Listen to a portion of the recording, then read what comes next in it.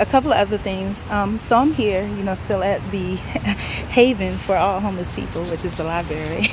And another thing that hit me, as I came out, like I said, there was a young black girl that came out. She seemed to know what the deal was, and she kind of went on about her business. Then there was a white guy that came out. This white guy looks like a street person to me too.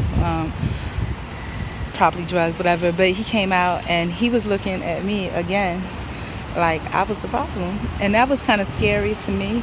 I don't think he really believed that. I think that there's a lot of misogyny.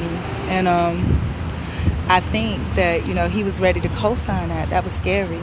So I felt like whatever was coming from him, and again, I try to separate myself from where he was. But that's another scary thing, because if you think about a homeless shelter, you're being closed in with all these different types of people at once. You got, the person, I don't even know the name for that type of behavior, where you're listening, you're taking the information, you're manipulated to something else, and then you're putting it back out into something that can be harmful, to people. And then you also have a way that you have force behind you, where you have a way to silence people and make your voice heard, and nobody hears what the other person says. Now, this is in the little homeless thing that I'm doing.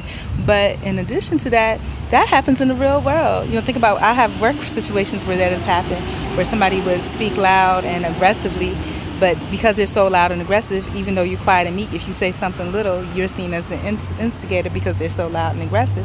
So it leaves you at a point where you can't say anything intellectual. And then you have the people like the white guy that I was talking about, that are on the sidelines, that's ready to co-sign anything that's aggressive, because he's looking for a place to put his aggression, but he doesn't want to be the one to initiate it. You see. And then you have normal people like the black girl that just saw it and kind of moved on. So that's a very scary thing. Imagine having all of that put in one small place. Very scary. So now I have to figure out, what am I going to do in those situations? What do I do?